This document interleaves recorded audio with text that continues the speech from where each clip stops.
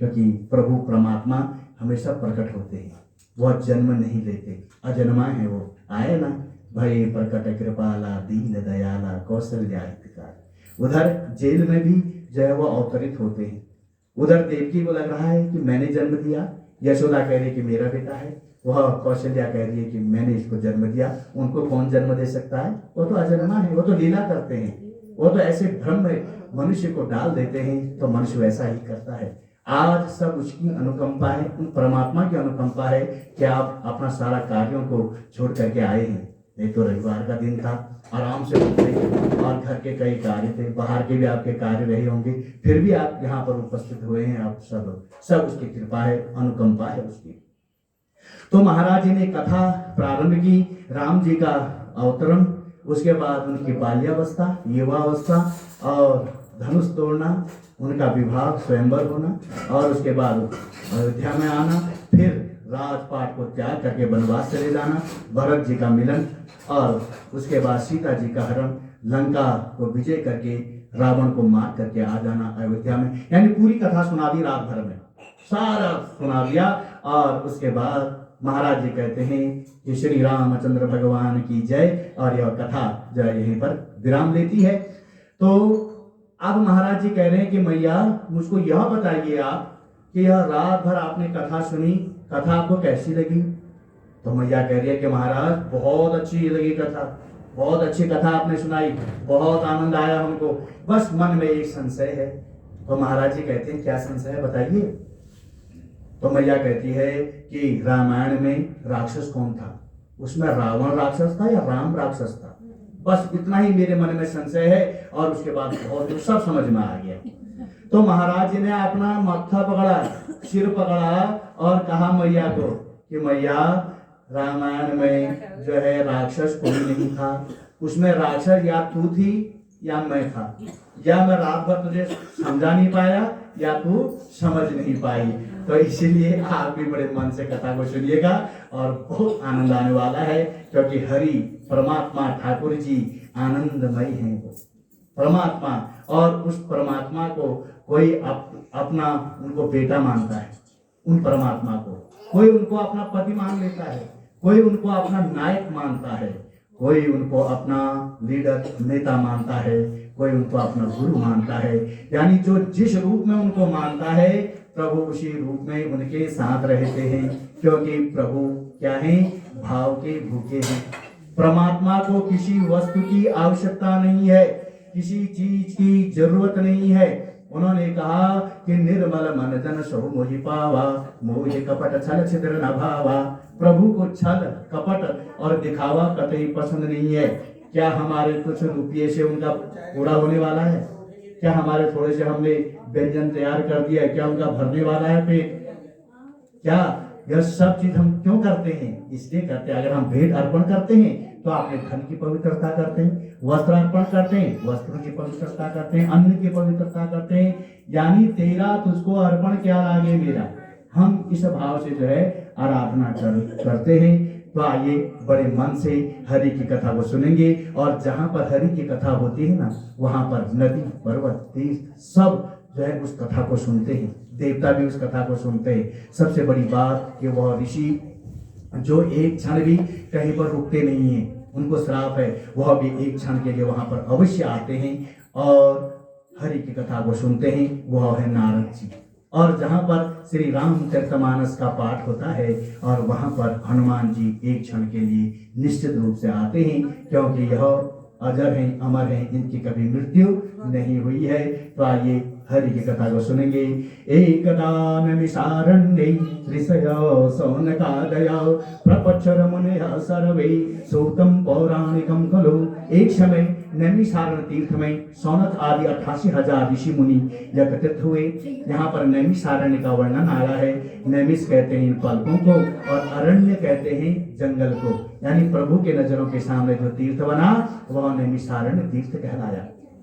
और नैमिषारण्य का दूसरा अर्थ है न, जहाँ पर कोई विष नहीं है, जहाँ पर कोई ताप नहीं है।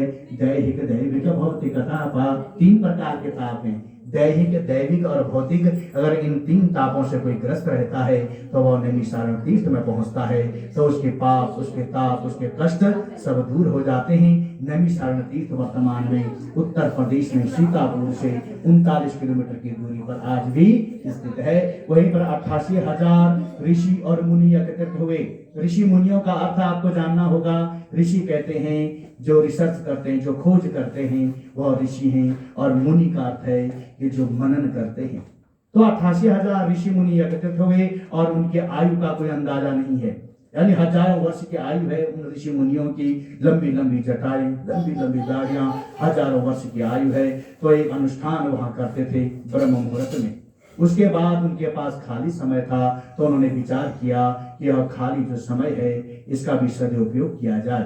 तो उनके बीच में जब यह विचार उनके मन में आया तो क्या हुआ कि सूत जी वहां आ गए हैं। जैसे ही सूत जी आए तो 88,000 ऋषि मुनि खड़े होते हैं, उनका अभिनंदन करते हैं, उनका स्वागत करते हैं। अब जैसे ही सूत जी वहां आए 88,000 ऋषि मुनि उम्रदराज और विद्वान को देख करके वह शर्मिंदा हुए, उनको शर्म आई। क्यों आई? क्योंकि अब नाम से भी आप जान रहे हैं सूत यानी निम्न जाति की। और दूसरा कारण उनका शर्म का यह था क्योंकि उनकी आयु कितनी है? केवल 20 वर्ष की है। 20 वर्ष के और उनके हजारों वर्ष की आयु है, इसलिए उनको शर्म आती है। कहती मुझे तो लज्जा आ रही है, शर्म आ रही है, आप बैठ जाइए। जो 88,000 ऋषियों के जो प्रमुख थे सौनक जी, तो उन्होंने कहा सूत जी से कि सूत जी यह सत्य है कि कोई धन में बड़ा हो सकता है, कोई बल में बड़ा हो सकता है और कोई उम्र में भी बड़ा हो सकता है, लेकिन परम सत्य यह है कि जो ज्ञानी हैं वह बड़े हैं। अच्छा, यानी आप ज्ञानवान हैं, इसलिए आपका जो अभिनंदन किया जाता है। इस संसार में जो ज्ञानी हुए हैं उनका हमेशा पूजन हुआ है, कोई भेदभाव नहीं है। हमारे वाल्मीकि जी जो है निम्न जाति के होते हुए भी उन्होंने रामायण पहले लिख दी और वाल्मीकि जी हम सबके पूजनीय हैं। तो यहाँ पर जो है ज्ञान का पूजन होता है और किसी जाति का, किसी धर्म का पूजन नहीं होता है। तो ज्ञानी जो होगा वह पूजनीय हमेशा रहेगा। तो इसलिए सूत जी ज्ञानी हैं, इसलिए उनका पूजन किया गया, उनको ऊंचे आसन में बैठाया गया। हमारे गुरु जी आ रहे हैं। अच्छा, थोड़ा उनका वो करना पड़ेगा। कोई बात नहीं, कितने देर में? 10 मिनट बोलने वाले। कोई बात नहीं, तब तक कथा करते हैं। 40 फुट बोलते हैं। 40 फुट बोलो श्री सत्यनारायण भगवान की जय। जैसे ही सूत जी वहां पर आए तो उनका स्वागत हुआ, उनको ऊंचे आसन में बैठाया गया और उसके बाद जो है यहाँ पर एक प्रश्न किया गया 88,000 ऋषि मुनियों की तरफ से कि हे सूत जी बताइए कि इस कलयुग में वेद विद्या रहित मनुष्यों को परम भक्ति किस प्रकार मिलेगी और उनका उद्धार कैसे होगा। जैसे यह प्रश्न सुना सूत जी यहाँ पर गदगद होते हैं, कहते हैं ये 88,000 ऋषि मुनियों, मैं आपको जो है एक कथा सुनाता हूँ जिसको नारद जी ने लक्ष्मीपति विष्णु भगवान जी से पूछा था और विष्णु भगवान जी ने जो जो कहा था उसको ध्यान पूर्वक सुनो। एक बार नारद जी दूसरों के हित की इच्छा से घूमते घूमते मृत्यु लोक में आए और यहाँ पर आकर के देखा कि नाना प्रकार की योनियां हैं। तो सोचा कि इनके कष्ट कैसे दूर हों, तो सीधे क्षीर सागर में गई और वहां जाकर के देखा कि श्यामवन 4 भुजाओं वाले देवों के ईश नारायण को, जिनके एक हाथ में शंख है, एक हाथ में चक्र, गदा और पद्म धारण किए हुए हैं, वनमाला धारण किए हुए हैं। तो ऐसी छवि को देख करके उन्होंने क्या किया कि उनकी स्तुति की। और उसके बाद विष्णु भगवान कहते हैं कि हे नारद बताओ आपका किस काम के लिए यहाँ आगमन हुआ है, निसंकोच कहो। तब नारद जी कहते हैं कि हे प्रभु यदि आप मुझे अपना दास समझते हैं तो बताइए कि इस कलयुग में वेद विद्या रहित मनुष्यों को प्रभु भक्ति किस प्रकार मिलेगी और उनका उद्धार कैसे होगा।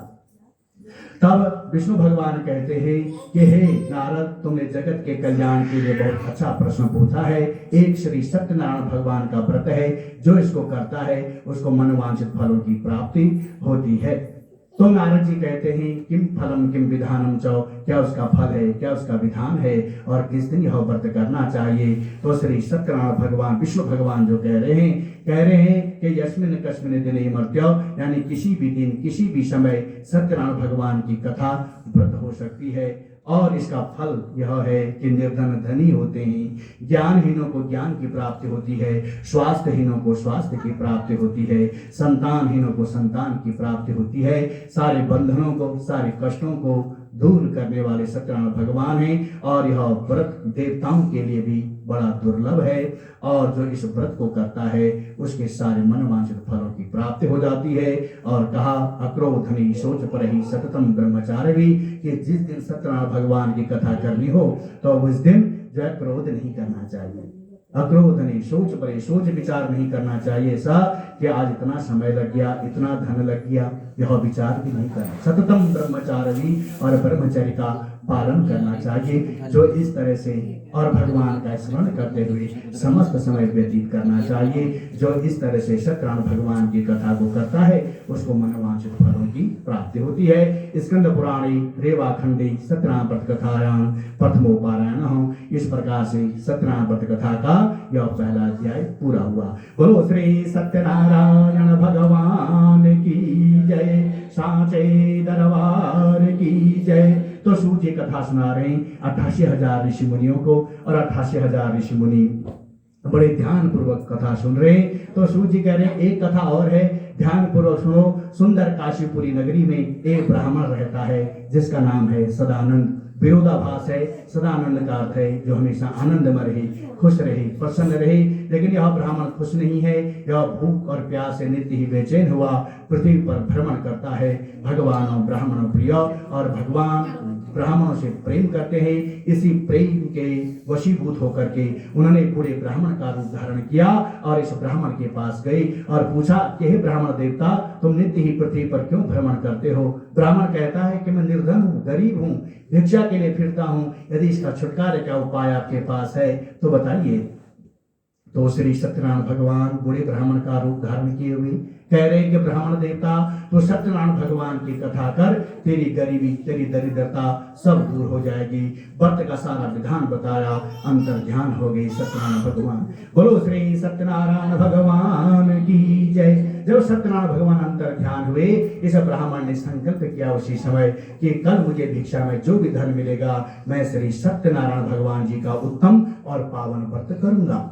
अब रात भर यह सोता नहीं है, भगवान का स्मरण करते हुए एक जागरण करता है। सुबह होती है, अपनी नित्य क्रिया संध्या वंदन करके यह भिक्षा के लिए चल पड़ता है। उस दिन भिक्षा में अपार धन मिला और घर आकर के सत्यनारायण भगवान की कथा की। कथा में बहुत आनंद आया, बहुत अच्छा इसको लगा, तो इसने संकल्प किया क्या वो हर महीने की पूर्णमासी को सत्यनारायण भगवान की कथा को करेगा। यह हर महीने सत्यनारायण भगवान की कथा को करने लगा और बहुत सारी इसने कथा की, निरंतर कथा करता रहा। एक बार एक लकड़हारा आया इसके घर में, क्योंकि पानी की प्यास लगी है। तो ब्राह्मण को व्रत करते हुए, पूजन करते हुए जब देखा तो पूछा कि ब्राह्मण देवता, यह क्या कर रहे हो, इसके करने से क्या फल मिलता है? तब ब्राह्मण कहता है कि यह सत्यनारायण भगवान जी का उत्तम और पावन व्रत है। इनकी ही अनुकंपा से, इनकी ही कृपा से मेरे यहाँ धन धान्य आदि की वृद्धि हुई है। ब्राह्मण के घर को देखा जब इस लकड़हारे ने, तो यह अपनी पानी की प्यास को भूल गया, क्योंकि जो उसका घर था वह कंचन का बना हुआ था, यानी स्वर्ण का, सोने का घर बना हुआ था। पानी की प्यास भूला और शरणागत प्रसाद लिया, वापिस लकड़ी बेचने के लिए चल पड़ा। अब रास्ते में विचार कर रहा है कि मेरे पास भी अगर धन होता तो मैं भी सत्यनारायण भगवान की कथा को करता। दूसरे पर अच्छा विचार आया, कोई बात नहीं, धन नहीं है तो कोई बात नहीं, मन तो है, धन ना हो तो कोई बात नहीं, तो मन से पूजा कीजिए। तो कहा कि मैं मन से भगवान का स्मरण करूंगा, आज जो भी मिलेगा भगवान के चरणों पर लगा दूंगा। और सुंदर सुंदर विचार उसके मन में आ रहे हैं। तो कहाँ पहुंचा? आगे निकल गया। जहां लकड़ी बेचता था वह नगर पीछे छूटा और आगे पहुंचा जहां धनाढ़ लोग रहते थे, पैसे वाले लोग रहते थे। उसके लकड़ियों का दाम चौगुना मिला, क्योंकि चंदन की उसकी लकड़ियां हुआ करती थी। घर आया, भगवान के कुल सामग्री को लेकर के इसने सत्यनारायण भगवान की कथा की। कथा के प्रभाव से यह बुरा लकड़हारा धन पुत्र आदि से युक्त हुआ और संसार के समस्त सुख भोग करके अंत में वैकुंठ धाम को चला गया। स्कंद पुराणे रेवाखंडे सत्यनारायण व्रत कथायाम द्वितीय पारायण हो। इस प्रकार से सत्यनारायण व्रत कथा का यह दूसरा अध्याय पूरा हुआ। बोलो श्री सत्यनारायण भगवान की जय। तो सूत जी कह रहे हैं कि एक कथा मैं और सुनाता हूँ, ध्यान पूर्वक सुनो। उल्का मुख नाम का एक राजा है। वह राजा जितेंद्री है, सत्यवादी है, प्रतिदिन देव स्थान पर जाता है, गरीबों को धन देकर के उनके कष्टों को दूर करता है। उसकी जो पत्नी है वह भी सती साध्वी है। भद्रशिला नदी के तट पर राजा और रानी सत्यनारायण भगवान की कथा करने को तैयार हुए। भद्रशिला नदी का तट जो था वह था उत्तर प्रदेश में शाहजहांपुर जिले में। वहां भद्रशिला नदी पहले बहती थी। 2002 में सरकार ने एक योजना के तहत उस नदी की खुदाई की कि यहाँ जल मिल जाए, लेकिन उसमें सफलता नहीं मिली। वह नदी जो है विलुप्त हो चुकी है, जिसका वर्णन स्कंद पुराण में आया है। जैसे जैसे अधर्म बढ़ेगा, धर्म की हानि होती चली जाएगी, तो यह नदियां सब विलुप्त होती चली जाएंगी, क्योंकि भार बहुत बढ़ जाएगा। तो इसीलिए धर्म का कार्य करना चाहिए, अच्छे अच्छे कार्य करने चाहिए। तो भद्रशिला नदी के तट पर राजा और रानी सत्यनारायण भगवान की पूजन कथा करने के तैयार हुए। उसी समय एक वैश्य आया जिसके पास अपार धन था। नाव को किनारे पर ठहरा कर राजा के पास जाकर विनय के साथ पूछने लगा कि हे राजन, भक्ति युक्त चित्त से आप क्या कर रहे हैं, इसके करने से क्या फल मिलता है। तो राजा कह रहा है सत्यनारायण भगवान की यह कथा की जा रही है पुत्र की प्राप्ति के लिए। यह वैसे कहता है कि मेरी भी कोई संतान नहीं है और मैं भी श्री सत्यनारायण भगवान की कथा और व्रत को करूंगा, सत्यनारायण भगवान की कथा को करूंगा। बोलो श्री सत्यनारायण भगवान की जय, साचे दरबार की जय। गुरु जी का जय पदार्पण हमारे शर्मा जी का हुआ है, तो उनका स्वागत है, उनका अभिनंदन है, क्योंकि संतों का, गुरुजनों का घर में आना तो घर जो है बड़ा पावन हो जाता है, बड़ा पवित्र हो जाता है। जिस घर में संतों के चरण पड़ते हैं, यह बड़े भाग्य से ऐसे अवसर हमारे जीवन में आते हैं कि जब संतों का, इसीलिए कहा गया है साधु नाम दर्शनम पुण्यम, साधु संतों का दर्शन जो है बड़ा पुण्यदायक होता है। जब कई जन्मों के जब पुण्य हमारे एकत्रित हो जाते हैं, तभी संतों का समागम होता है, तब संतों के चरणों में बैठने का यह सौभाग्य प्राप्त होता है। तो आज आप और हम बड़े भाग्यशाली हैं कि गुरु जी का जो पदार्पण हुआ है, संतों का पदार्पण हमारे यहाँ हुआ है। तो बोलो श्री सत्यनारायण भगवान की जय, साचे दरबार की जय।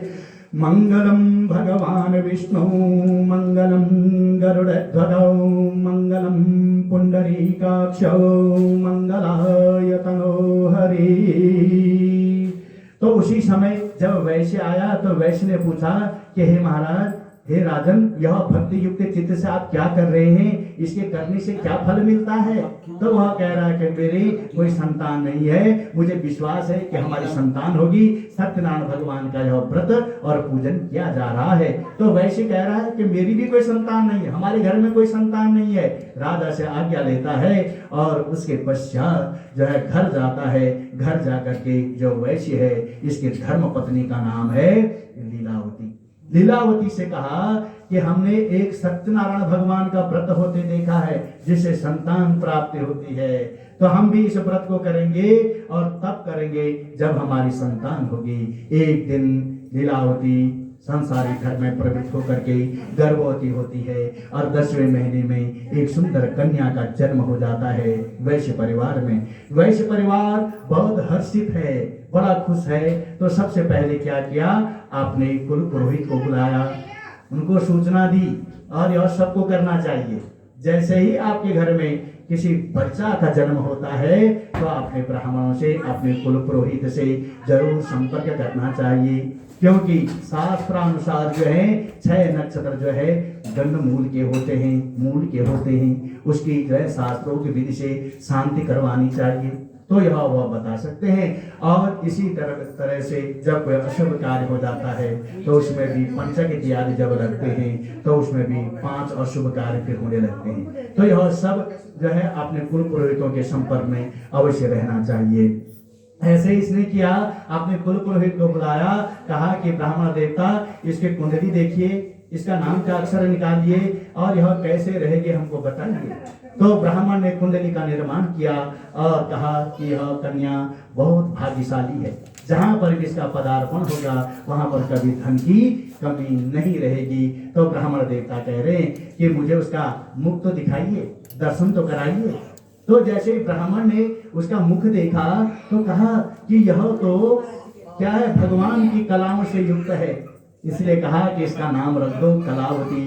भगवान की कलाओं से युक्त कलावती उसका नाम रख दिया गया। तब मधुर वचनों में लीलावती कहती है कि जो आपने संकल्प किया था उसको आप करिए। तो यह कहता है अब इसके विवाह पर करूंगा।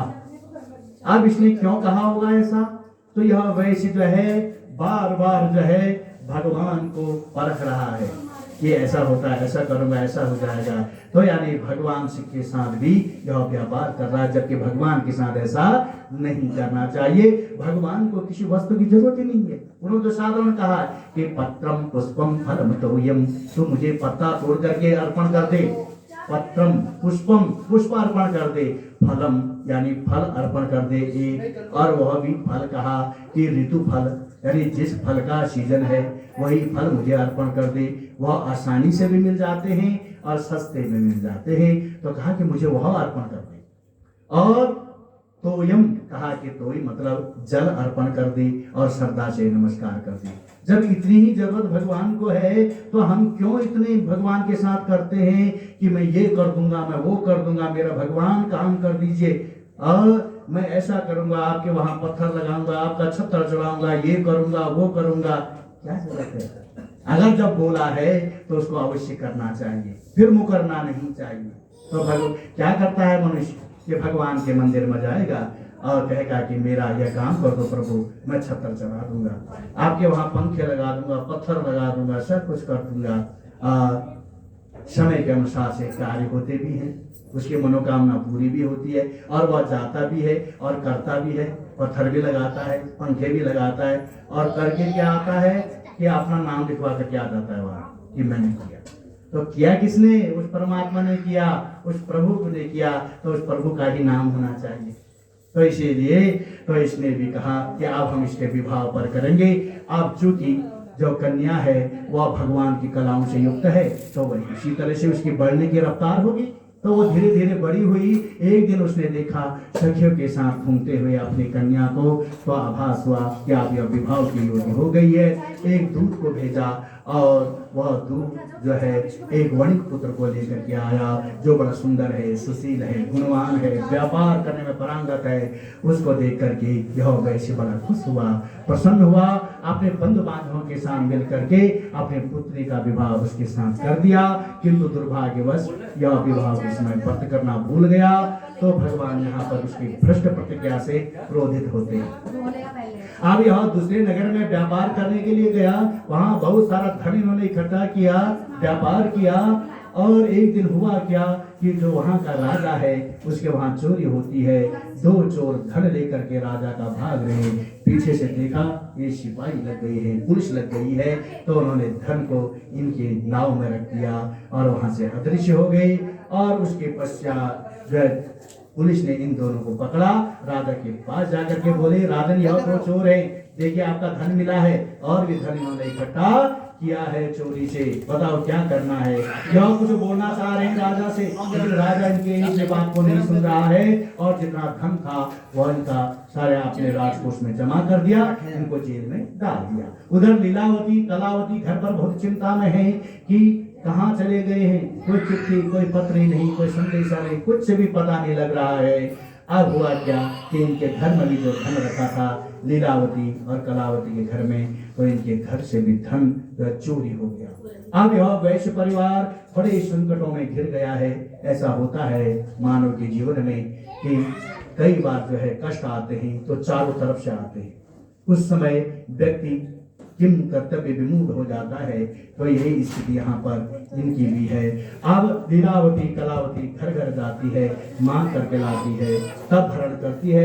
एक दिन कलावती पहुंची, दूसरे अध्याय के जो सदानंद नाम के जो ब्राह्मण हैं वहां पहुंची और वहां उसने एक कथा सुनी, चरणामृत ली और वहां से वापिस चली। और उधर लीलावती घर पर बहुत चिंता में है कि कहाँ चली गई बेटी, कहीं जानवरों को नहीं खा लिया, कहीं पानी में तो नहीं डूब गई, कहीं कुछ ऐसे ऐसे भाव उसके मन में आ रहे हैं। ऐसा होता है ना, आपके सबके जीवन में होता है। जब आपके बच्चे जो है स्कूल से या ऑफिस से कहीं लेट हो जाते हैं, विलंब हो जाता है, तो क्या करते हैं, चिंता करते हैं आप कि अभी तक तो आ जाना चाहिए, क्यों नहीं आए, फोन करते हैं, ये करते हो। ऐसी स्थिति वहां पर इसकी भी है। तो आप भगवान का स्मरण करते करते करते लीलावती का एक जागरण हुआ। भगवान को याद करें कि मेरी बेटी मिल जाए, मेरी बेटी सुरक्षित रहे, यानी भगवान का नाम लेते लेते एक जागरण हो गया। उधर ब्राह्मण ने जागरण किया, उसका कल्याण हो गया। इधर जो है लीलावती ने जागरण किया, इसका भी कल्याण होगा। और उधर कलावती जो है रात भर जो है कथा सुन करके घर को लौट रही है, भगवान का नाम देते हुए प्रसन्न मुद्रा में कि आज तो कथा सुनी, आनंद आ गया। तो घर आए, जैसे आते हुए देखा लीलावती ने अपनी बेटी कलावती को, तो बड़े क्रोध में बोली, तो कहाँ है, कहाँ रही, तेरे मन में क्या है। यहाँ तक कि लांछन तक की शब्द लगाई। जैसे ही लांछन की शब्द लगाई तो सत्यनारायण भगवान का सिंहासन डगमगाने लगा, कंपायमान हुआ। क्यों हुआ? क्योंकि जब आप कोई अच्छा कार्य करते हैं, आप पर कोई आरोप लगाता है, तो क्या होता है, दुख होता है ना, आपको तकलीफ होती है ना। तो ऐसे बहुत तकलीफ भगवान को लगती है, तो इसलिए सिंहासन कंपायमान हुआ। और जब कंपायमान हुआ तो जैसे उसने चरणामृत लिया लीलावती ने, तो याद आया कि सत्यनारायण भगवान का कथा तो हमने भी करनी थी। जल्दी से पूजन की तैयारी की, क्षमा याचना की और कहा कि मेरे प्रभु, मेरे पति, मेरे दामाद की कोई खबर नहीं है, वह कहाँ चले गए हैं, तो प्रभु कृपा कीजिए, अनुकंपा कीजिए। तो भगवान उसकी ऐसी प्रार्थना से संतुष्ट होते हैं, खुश होते हैं। तो हुआ क्या कि 10वें महीने में जाकर के उस राजा को स्वप्न आता है। कितना धैर्य था कि 10वें महीने में जो है उस राजा को स्वप्न आया। तो मनुष्य के जीवन में यह अध्याय शिक्षा हमको देती है कि हमारे जीवन में धैर्य होना चाहिए। अगर आप कोई पूजन करते हैं, पाठ करते हैं, यज्ञ करते हैं, आपने कोई अच्छा किया है, तो निश्चित रूप से आपका अच्छा हो गया। क्योंकि किया गया दान, किया गया जप, किया गया पूजा पाठ कभी व्यर्थ भी नहीं जाता है।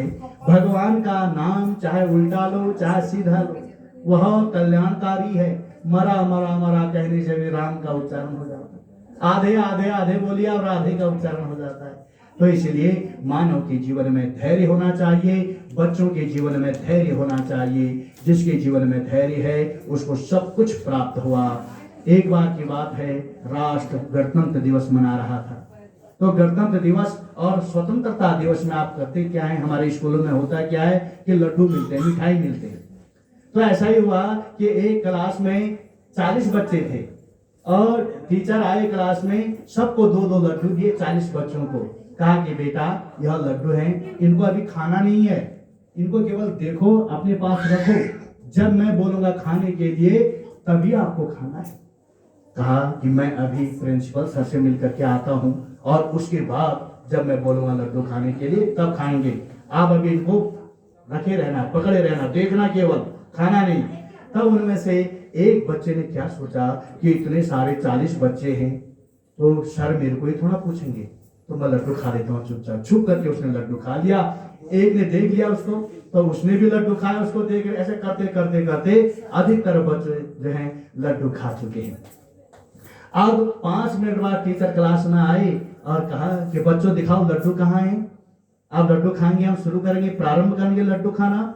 तो उनमें से अधिकतर बच्चे लड्डू खा चुके हैं। 10 बच्चे ऐसे थे जिन्होंने लड्डू नहीं खाया था। वो इंतजार में थे कि हमारे जब टीचर आएंगे, जब वो कहेंगे लड्डू खाने के लिए तभी हम खाएंगे। बात बहुत छोटी थी, बड़ी बात नहीं थी, क्योंकि लड्डू बच्चों को खाने के लिए दिए गए थे और लड्डू बच्चों ने ही खाने थे और किसी ने नहीं खाने थे। अब हुआ क्या कि 30 साल के बाद देखा गया कि जो 10 बच्चे थे ना जिन्होंने लड्डू नहीं खाया था, वह बड़ी तरक्की कर रहे थे, प्रगति कर रहे थे, समाज में उसका नाम, उसका मान, उनका सम्मान हो रहा था, यानी वह व्यवस्थित थे, यानी उनके जीवन में धैर्य था जो 10 बच्चे थे। तो इसलिए मनुष्य के जीवन में धैर्य होना चाहिए। आज का मानव अगर होता कि 10 महीने तो इंतजार नहीं करता, वो कहता हमने तो हवन किया, पूजा किया, जप किया, उसका तो फल मिला ही नहीं अभी तक। और कई लोग होते कि वो ब्राह्मण के पास तक पहुंच जाते कि वो तो आपने अनुष्ठान करवाया था, पूजा करवाई, तो उसका फल क्या हुआ, कहाँ गया। तो ऐसा भी बोलते हैं लोग। तो इससे ये शिक्षा हमको देती है कि धैर्य होना चाहिए। तो 10वें महीने में जा करके उस राजा को स्वप्न आया कि जो तुमने 2 बंदी बना करके रखे हैं उनको छोड़ो, नहीं तो तुम्हारा धन पुत्र राज्य सब कुछ नष्ट कर दूंगा। तो राजा ने अपना स्वप्न राजसभा में सुनाया, सभा लगाई सुबह और वहां पर वह सुनाया और राज ज्योतिषियों को कहा कि यह स्वप्न जो हमको आया है इसका फल बताओ। ज्योतिषाचार्यों ने गणना शुरू की और कहा कि यह स्वप्न 4थे प्रहर में हुआ है। 4थे प्रहर के स्वप्न जो हैं वह सत्य होते हैं, वह 1 हफ्ते के अंदर ही सत्य हो जाते हैं। कहा कि राजन ऐसा ही कीजिए, उनको जल्दी कैद से मुक्त कीजिए। तो सभा के बीच में उनको कैद से मुक्त करा के लाया गया। कहा उनसे कि तुम्हें भावी वश ऐसा दुख प्राप्त हुआ है, अब तुमको कोई कष्ट नहीं है, कोई परेशानी नहीं है। ऐसा कह करके उनके बाल कटवाए, उनकी हजामत बनवाई और उनको नहलाया धुलाया, सुंदर सुंदर वस्त्र आभूषण उनको पहनाई और जितना धन अपने राजकोष में जमा किया था उसे दुगना धन दे करके उनको आदर से विदा किया और साथ में एक दूत भी भेजा। कहा कि जहां तक मेरा राज्य है यहाँ तक तुमको कोई परेशानी नहीं होनी चाहिए, कोई कष्ट नहीं होना चाहिए। अगर कहीं पर कोई कष्ट होता है तो आप जल्दी से सूचित करना। और दोनों वैश्य अपने घर जाने की तैयारी पर लग गए हैं। स्कंद पुराणे रेवाखंडे सत्यनारायण व्रत कथायाम इस प्रकार से सत्यनारायण व्रत कथा का यह 3रा अध्याय पूरा हुआ। बोलो श्री सत्यनारायण भगवान की जय। मंगलम भगवान विष्णु मंगलम गरुड़ध्वज मंगलम पुंडरीकाक्ष मंगलाय तनोहरि। अब इसे वैश्य ने क्या किया कि मंगलाचरण किया। आपने यात्रा करने के लिए सबसे पहले इसने मंगलाचरण किया, भगवान का नाम लिया। ऐसे आप सब हम लोग करते हैं। जब किसी यात्रा पर निकलते हैं तो प्रभु का नाम लेते हैं, उसके बाद यात्रा प्रारंभ करते हैं। इसने भी ऐसा ही किया, भगवान का नाम लिया और उसके पश्चात यात्रा प्रारंभ कर दी। आगे चला, आगे चल करके जैसे समुद्र किनारे पर पहुंचा तो दंडी वेशधारी सत्यनारायण भगवान वहां पर प्रकट हुए। पूछा कि हे वैश्य बताओ तुम्हारी नाव में क्या है। यह वणिक हंसते हुए कहता है, क्यों दंडी, क्यों पूछते हो? धन लेने की इच्छा है मेरी नाव में, तो आपको देने के लिए कुछ भी नहीं है। बेल पत्ते लता आदि पुष्पादि इत्यादि भरी पड़ी हैं। वैश्य का ऐसा कठोर वचन को सुन करके दंडी वेशधारी सत्यनारायण भगवान कह रहे हैं कि जैसा तुम कह रहे हो ऐसा ही हो, तुम्हारा वचन सत्य हो। और ऐसा कह करके दूर चले गए हैं। उधर वैश्य ने नित्य क्रिया की। उसके बाद अपनी नाव को देखा कि वह वास्तव में उसमें बेल पत्ते इत्यादि भरे पड़े हैं। इधर देखा उधर देखा, जब मूर्छा खोली इधर उधर देखा, क्योंकि वह उसके दामाद ने कहा कि यह दंडी का श्राप है, एवं संत का श्राप है। अब वैसा ही हो गया, हमको उनकी शरण में जाना चाहिए। तो जब दूर दृष्टि डाली तो देखा कि वह समुद्र किनारे पर बैठे हुए हैं। दौड़ते दौड़ते गए और उनके चरणों पर जाकर के गिर पड़े। कहा कि प्रभु परमात्मा, हमसे बहुत बड़ा अपराध हो गया है जो हमने आपसे असत्य वचन कहे। तो दंडी वेशधारी सत्यनारायण भगवान कह रहे हैं कि वैसे तुझे इतनी तकलीफ हो रही है क्योंकि तू शास्त्र के विहीन है, यानी जो शास्त्रों में बताए गए कार्य हैं उसका अनुसरण नहीं कर रहा है। तू झूठ बोलता है, इसलिए तेरे जीवन में कष्ट आ रहे हैं। तो यह वैसे कहता है कि प्रभु परमात्मा, आपके स्वरूप को तो ब्रह्मा तक नहीं जान पाई, तब मैं अज्ञानी कैसे जान सकता हूँ। कृपा कीजिए, मैं गृहस्थी हूँ, मुझे धन की आवश्यकता है, मुझे धन दीजिए, परिपूर्ण कर दीजिए। ऐसा वचन को सुनकर दंडी वेशधारी सत्यनारायण भगवान संतुष्ट हुए और कहा तथास्तु। उसके बाद वह नाव के पास आया तो देखा कि नाव धन से परिपूर्ण है और भगवान की अर्चना वहीं पर करता है, स्मरण करता है, यात्रा आगे बढ़ाता है। दूत को घर भेजता है, कहता है कि घर जाकर खबर कर दो कि हम यहाँ पर आ गए हैं। दूत घर पहुंचा तो देखा कि घर का वातावरण बड़ा मंगलमय है, क्योंकि सत्यनारायण भगवान की कथा लीलावती और कलावती कर रही थी। तो प्रणाम किया, इसने समाचार दिया, आपके पति फलाने जगह पर आ गए हैं। लीलावती ने पूजन को संपन्न किया। अपनी बेटी कलावती से कहा कि बेटी तू भी आ जाना पूजन को संपन्न करके। बेटी ने भी पूजन को संपन्न समझा और पीछे पीछे चल पड़ी और वहां जाकर के एक दुखद समाचार यह मिला कि उसका पति पानी में डूब गया है। अब आतुर भाव से पुकारता है वैसे कि हे प्रभु परमात्मा, आप कौन सी भूल हुई है जो मेरे जीवन में इतना बड़ा कष्ट आ गया है। आकाशवाणी होती है, उत्तर मिलता है कि हे वैश्य, तेरी पुत्री मेरा प्रसाद को छोड़ करके आई है, यदि घर जा करके वह प्रसाद खा करके लौटे तो उसको उसका पति अवश्य मिलेगा। वह घर गई, चरणामृत और प्रसाद लिया और वापिस आई तो देखा कि दूर से कोई तैरते तैरते कोई व्यक्ति आ रहा है। पास में देखा तो उसका पति था। तो यह वैश्य परिवार बड़ा हर्षित होता है, खुश होता है। वहीं पर सत्यनारायण भगवान की कथा करता है और वापिस अपने घर आता है। बहुत दिनों तक सारा सुख भोग करके अंत में वैकुंठ धाम को चला जाता है। स्कंद पुराणे रेवाखंडी सत्यनारायण व्रत कथायाम चतुर्थो पारायण हो। इस प्रकार से सत्यनारायण व्रत कथा का यह चौथा अध्याय भी पूरा हुआ।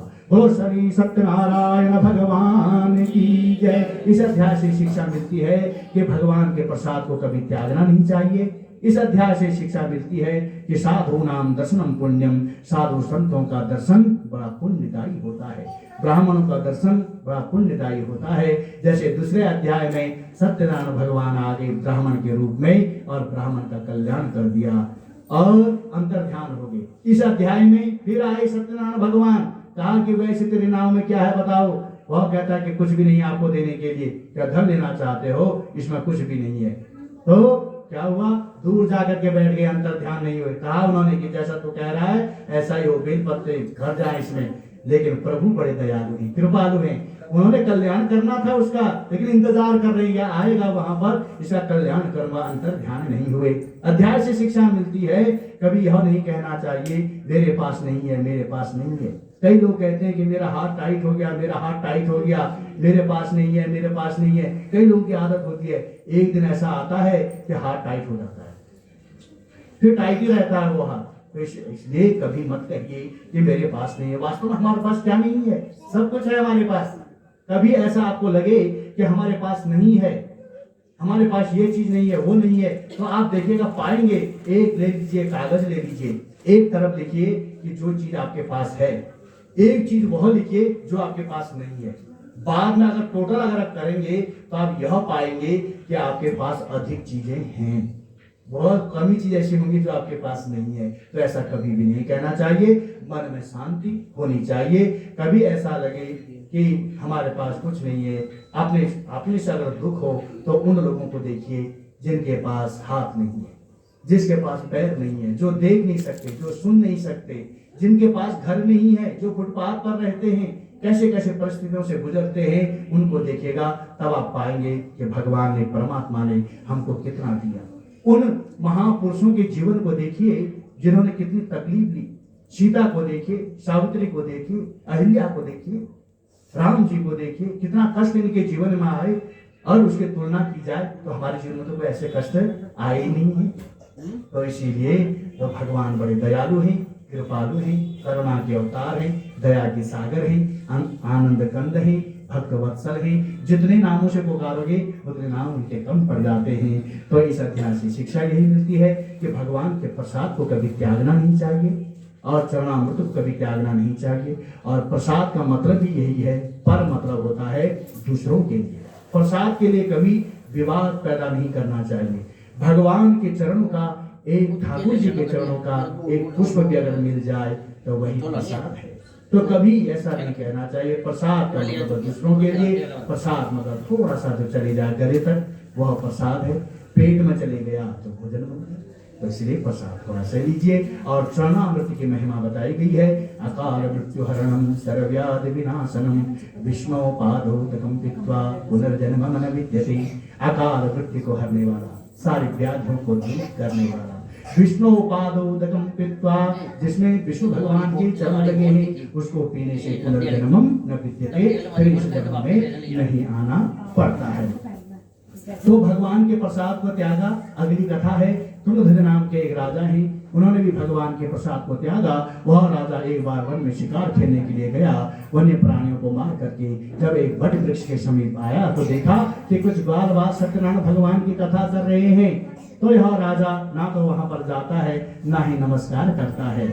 और जब ग्वाल बाल नन्हे नन्हे हाथों से वह प्रसाद जो है राजा को पकड़ाते हैं तो राजा जो है उसको ठुकरा करके अपनी सुंदर नगरी में प्रवेश करते हैं। जब सुंदर नगरी में प्रवेश किया तो देखा कि उसका राज्य नष्ट हो गया, उसके 100 पुत्र मारे गए हैं। समझ गया कि इतनी जल्दी कोई कुछ नहीं कर सकता, मनुष्य कुछ नहीं कर सकता, यह देव शक्ति ऐसा कर सकती है। तो वह जल्दी से वहां पर आया, बड़े वृक्ष के समीप आया, ग्वाल वालों के साथ सत्यनारायण भगवान की कथा की, चरणामृत प्रसाद लिया, वापिस अपनी नगरी में आया तो देखा कि राज्य सुरक्षित, उसके 100 बच्चे सुरक्षित। ऐसा लगा कि जैसे उसने कोई स्वप्न देखा है, जैसे आप और हम कई बार स्वप्न देखते हैं कि आपका जो है कोई चीज गुम हो गई है, आपका जो है कोई नुकसान हो गया है। जब आपके सपना टूटता है तो कहते हैं कि ये तो स्वप्न था। डर भी लगता है, अच्छा भी लगता है। यही स्थिति यहाँ पर राजा की है और जो है वो वहीं पर गया और उसके बाद प्रभु का धन्यवाद करता है। कहते हैं जो आपके किस्मत में नहीं है उसको कोई दे नहीं सकता, जो आपके किस्मत में है उसको कोई दे नहीं सकता। लेकिन यह देव शक्ति, यह परमात्मा की शक्ति असंभव को संभव कर देती है। जो आपकी किस्मत में नहीं है उसको वह जो है दे सकते हैं, जो उनकी आपकी किस्मत में नहीं है उसको दे सकते हैं, जो आपकी किस्मत में है उसको वो ले भी सकते हैं। जिन्होंने पहले कथा की उनका दूसरा जन्म देखिए कितना अच्छा हुआ। दूसरे अध्याय की सदानंद नाम के जो ब्राह्मण हैं वह अगले जन्म में सुदामा हुए, संदीपनी मुनि के आश्रम में भगवान कृष्ण के साथ शिक्षा प्राप्त करने का सौभाग्य मिला। दूसरे अध्याय का लकड़हारा है वह अगले जन्म में निषाद राज हुआ। रामचंद्र जी को जब वनवास हुआ तो वह रामचंद्र जी सबसे पहले निषाद राज से मिलने के लिए जाते हैं। और तीसरे अध्याय का उल्का मुख नाम का जो राजा था वह राजा ने जो है कथा की थी तो भगवान ने कहा इतना अच्छा राजा है, जितेंद्रीय है, तुमको मैं कौन सी संतान दूं, ऐसे आपके योग्य कोई संतान नहीं है, मैं ही आपका पुत्र बन करके आऊँगा। अगले जन्म में तुम भी आना, मैं भी आऊँगा। अगले जन्म में वह दशरथ बने, राम लक्ष्मण भरत शत्रुघ्न होने का पिता होने का सौभाग्य प्राप्त हुआ। और यह जो वैश्य था यह अगले जन्म में मूर्ध्वज हो गया, क्योंकि यह परीक्षा दिन में परांगत था। यह वैश्य, इसने बहुत परीक्षाएं दी, बहुत कष्ट हुआ, तो भगवान ने कहा तो परीक्षा दे सकता है। जीवन में कष्ट उसके आते हैं, भगवान जानता है कि इसको सहन कर सकता है और यह परीक्षा दे सकता है, इसलिए उसको राजा मूर्धज बना दिया। अपने पुत्र के आरी से चीर करके भगवान के चरणों में रख दिया, संतों के चरणों में रख दिया, तो वह परीक्षा में भगवान की परीक्षा में पास हुआ। और 5वें अध्याय का तुंगध्वज नाम का जो राजा है यह अगले जन्म में स्वयं भुक मनु हुए और भगवान के भक्तित्व कर्म कर इन्होंने मोक्ष को पाया। स्कंद पुराणे रेवाखंडे सत्यनारायण व्रत कथायां पंचमोपायन हो। इस प्रकार से सत्यनारायण व्रत कथा का यह 5वां अध्याय पूरा हुआ। बोलो श्री सत्यनारायण भगवान की जय, साचे दरबार की जय। आप सभी महानुभावों का, माताओं का, बहनों का, सबका जो है हार्दिक अभिनंदन, आभार, क्योंकि आपने बड़े अच्छे से सहयोग दिया। कथा को सुनी, भगवान से प्रार्थना करते हैं कि आपके जीवन में ऐसे ही मंगल और पुण्य अवसर आए। और शर्मा जी के लिए प्रार्थना करते हैं कि इनका जीवन मंगलमय हो। बड़े अच्छे धार्मिक कार्य में लगे रहते हैं, कभी अनुष्ठान, कभी यज्ञ, कभी पूजन, कभी पाठ, कभी भंडारा, यह सब करते रहते हैं। तो ऐसी अनुकंपा सबके ऊपर बनी रहे। तो इस हरि की कथा में अगर कहीं पर भी कोई गलती रही हो, कोई त्रुटि रही हो या किसी के हृदय को ठेस पहुंची हो तो अपना बेटा समझ करके, अपना मित्र समझ करके, अपना भाई समझ करके यह जरूर क्षमा कीजिए। तो यह हरि की कथा यहीं पर विराम लेती है। इसके बाद थोड़ा यज्ञ करेंगे, फिर सैया का पूजन करेंगे, उसके बाद आरती करेंगे। सभी लोग आरती प्रसाद जैसी भी जिनकी व्यवस्था है वह सब आप लेकर के जाएंगे। बोलो श्री सत्यनारायण भगवान की जय। अभी हम थोड़ा गुरु कर लेते हैं, आप आवन की क्या करें? जल्दी तो अभी ले लो, सुन ए भी क्या हवन कुंड दे दो। इधर रखना, इधर रख लो, उसको लगाए। नहीं, इसको तो नहीं ऐसे होते हैं। तो हवन कुंड